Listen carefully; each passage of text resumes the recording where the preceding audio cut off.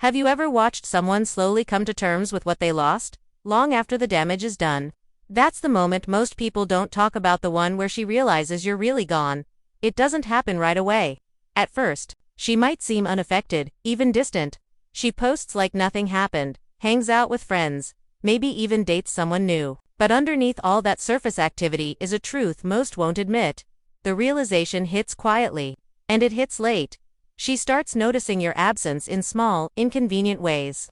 That inside joke she once laughed at with you suddenly feels, hello? A song comes on, and it reminds her of a road trip, a conversation, your presence. She scrolls through old photos, not because she misses the moment, but because she misses who she was in that moment. With you, what makes this moment heavy is not just the absence, it's the contrast. She starts to notice what's missing in everyone else. That emotional depth, your calm presence, your reliability.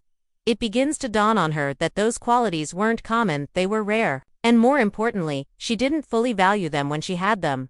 That's the essence of emotional gravity. You don't have to do anything. The silence does the work. The space you created by walking away becomes louder than anything you could have said. It becomes a mirror she can't avoid, reflecting not just what she lost, but how she lost it. By the time she truly realizes your absence, you're no longer waiting.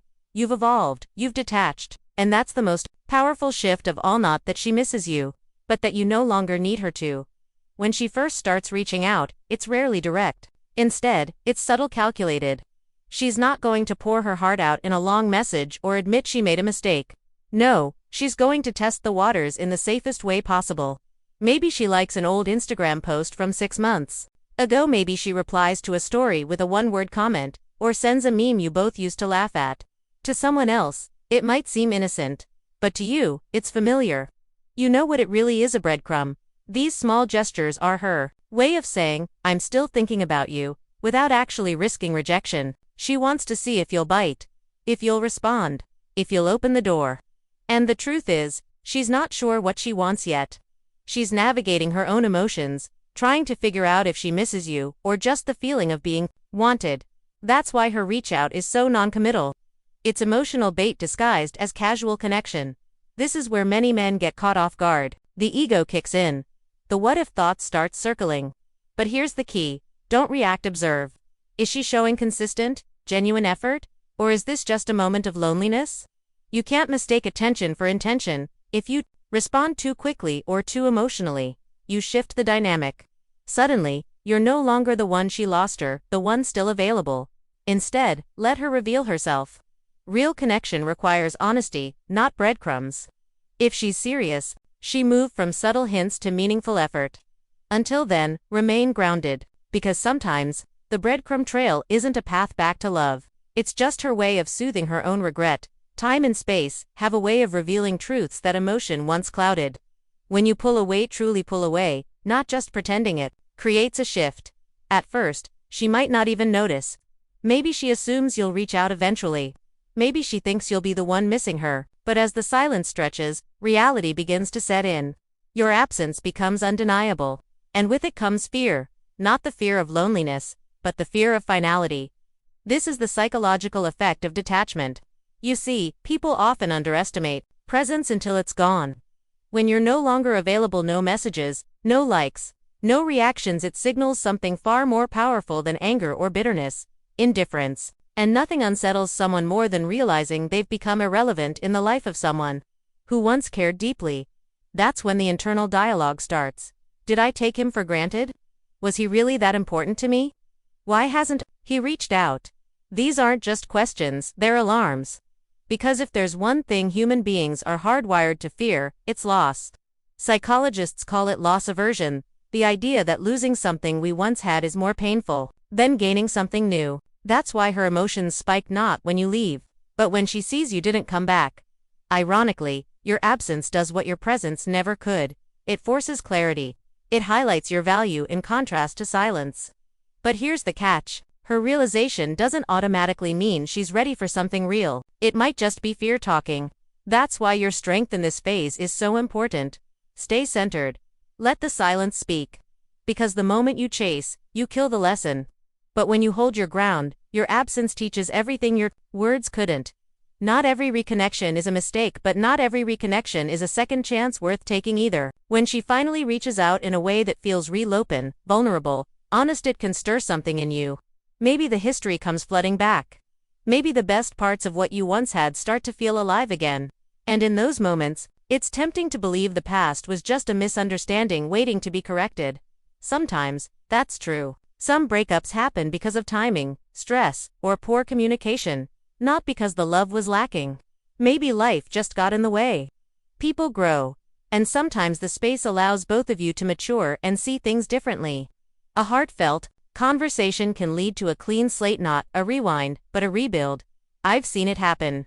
Two people break apart, only to come back stronger, more aligned, more committed.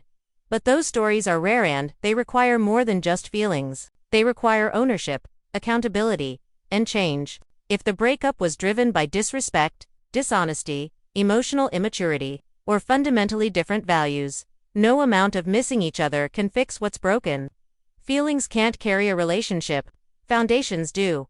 Before you respond to her message or agree to meet up, you have to ask yourself, why did it end? Was it something that could truly be fixed with clarity and growth?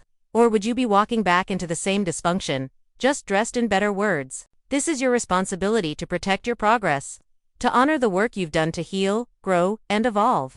Reconnection isn't a reward for missing someone. It's a decision rooted in truth. If it's not built on something stronger than it was before, it's not worth rebuilding at all. There comes a moment of quiet, unexpected one, when your phone lights up with a message that hits you differently. Maybe it's as simple as "I've been thinking about you," or something vague like "I hope you're doing okay." It might not seem like much on the surface, but beneath those words is an emotional ripple. And now, the ball is in your court. What you do next says more about who you are now than anything that's already happened between you. This is where you need to slow down and breathe. Don't respond on impulse. Don't let old emotions make decisions your current self will regret. Because here's the truth. This moment isn't about her, it's about you. About what you've built in her absence. About the man you've become through silence, solitude, and self-reflection. You have a choice to make.